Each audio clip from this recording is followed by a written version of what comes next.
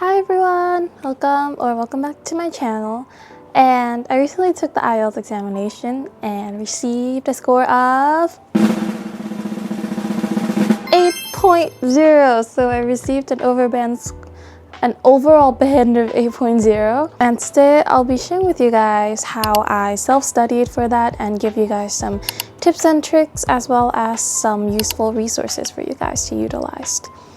So a little disclaimer before I start this video, I would like to say that I am really familiar with the English language. I've been studying it since I was really young, and I have always been into an international school, so my English foundation is quite good, I would say so myself. So in this video, I would rather be giving you some tips for you to be prepared and self-study for the IELTS exam, since it took me around 2 weeks to study for it and receive this band score in my first attempt. So I will not be going in depth about how to do different question types for each of the 4 parts, but I will be telling you guys how I studied for these 4 parts and some materials that I have found that were very, very useful that I would like to share with you guys. First of all, let's begin with the listening section. So for listening and reading, there's this really amazing website. I put it on the screen. It is called the IELTSonlinetest.com. So this website is basically like an online mock test, and you can access their whole library of mock tests. They have them from January 2024 to February 2024. Those two, as of today, those are the 2 recent ones. However, they do have mock tests dating back to like 2022, and they have lots of practice for you guys to do, and it's extremely useful for the listening and reading section specifically because the interface is almost exactly identical to the IELTS exam interface, so you won't be freaking out or panicking during exam day since you are practicing how to use the system as well. And it also grades your answers automatically and gives you a band score based on your answers, so you can also predict and estimate your scores.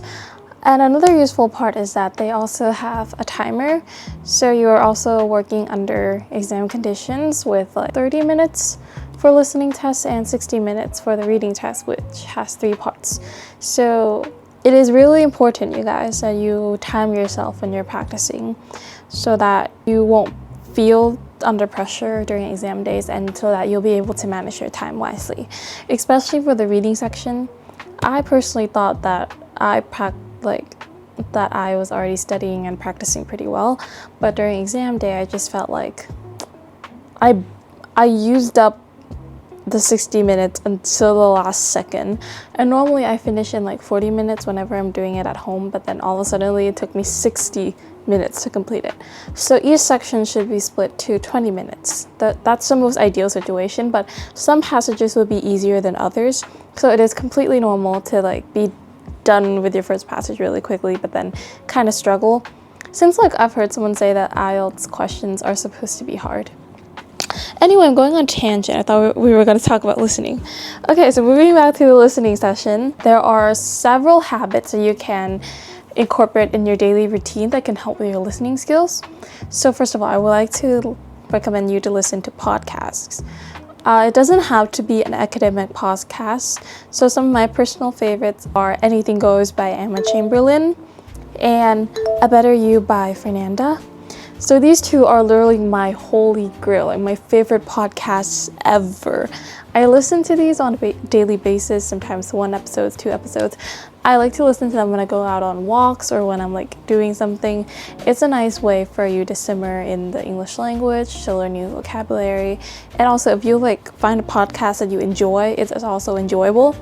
You're making your learning experience more fun. However, if you do want some more like educational content, you can try listening to TED Talks. There are also those on Spotify. So I would like to move on to the speaking section. I actually have a little story time for when I went for my exam. So I walked in, I finished the first part of the speaking test, and the examiner wrote 7.5 on my sheet. So I was like, oh no, is that gonna be my score? I know 7.5 is already really high, but I expected a bit higher. But in the end, I got an 8.5 for speaking, so I would like to give you guys some tips for it, even though speaking was a section that I didn't prepare for at all. I was reading through like a list of idioms before the test, but that's all I did, and I didn't use any idioms. I barely use, I don't know if my vocabulary range is that complex or like that advanced, but I try to use a lot of different vocabulary while I speak.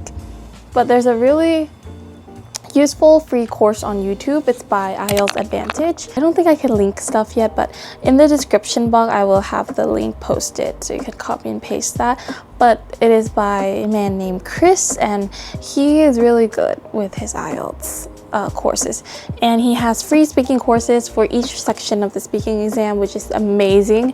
And also I would like to recommend watching his videos, which are like the speaking band 9 examples, like his mock exams, and where the students who receive band 9, he puts it on YouTube, and you can really see how you have to meet all the marking criteria in order to get a good score, which are like coherence, fluency, grammar.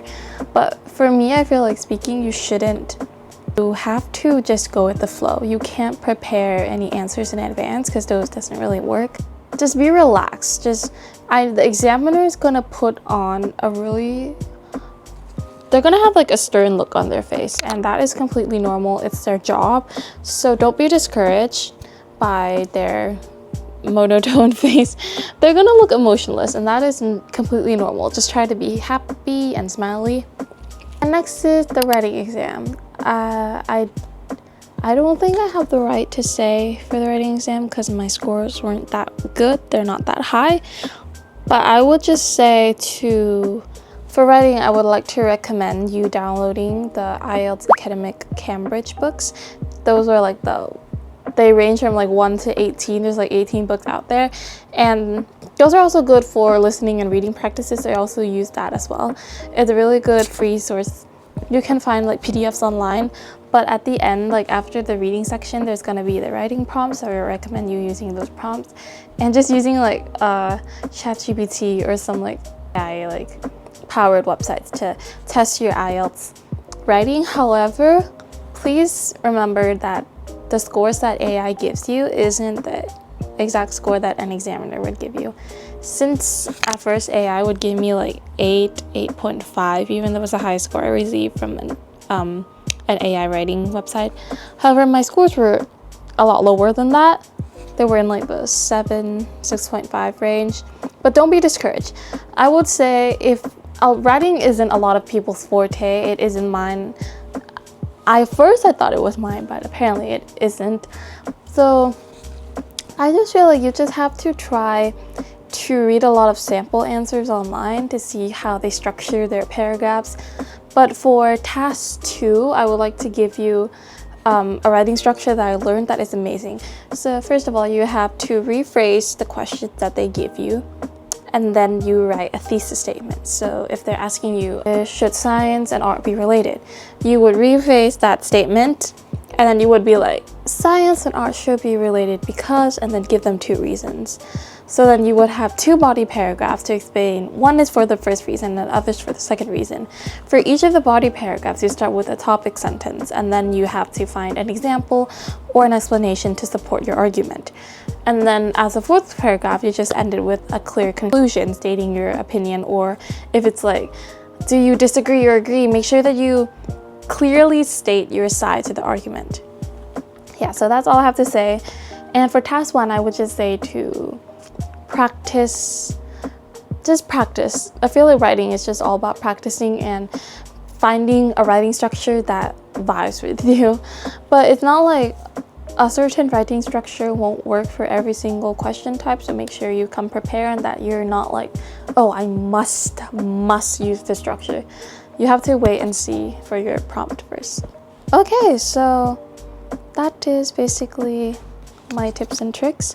However, there is one important reminder that I would like to tell you guys, that on test day, this is the most important thing on test day, you have to make sure that you keep a positive mindset. Your mindset is literally key here. You know, on test day, all I kept telling myself, do you know the Lucky Girl Syndrome song by Elite? Literally, I was like, I'm lucky, I'm a lucky girl. everything in the universe is gonna go in my favor today. I'm just like, I was so smiley that when I had to take the IELTS picture for my report, they're like, you can't smile, stop smiling. Like, it took them like 4 tries because I was like, but then my lips were like, just gotta be like, I'm so happy to take this test. I'm so grateful I can take this test. Just be positive, and the outcome would be as you wish. I don't know, just have a really positive mindset. Your IELTS score does not determine your value as a person, so don't put too much pressure on myself. I went through that phase and it did not help at all. Since at first, to be honest, I expected or wanted a higher score. However, I am pretty happy with what I got, even though my writing scores were kind of funny. But just make sure that you are not stressing yourself out the day before the test or on test day, since that can affect your performance. Make sure you eat breakfast, get a good night's sleep, and this is all the basic stuff I have to tell you. So I feel like I'm not a professional in any way, shape, or form, so I don't really have the credentials to be telling you how to get a band 8. To be honest, it's really up to you and how much dedication and how much effort you have put into your studies. As I like to say, or I've never said this before, but one of my motto is that hard work doesn't betray. So if you put in the effort, if you try your best, of course the outcome is going to be as you expect. So good luck if you're taking the IELTS soon. Yeah, if you have any further questions, you can comment them down below, or you can DM me on Instagram down here. And yeah, I don't know if this video was useful to you guys. It's more just me yapping about my IELTS test. However, if you did find it useful, don't forget to like it. And if you want more content from me, then you can subscribe. Thank you guys for watching, and see you guys next video. Bye!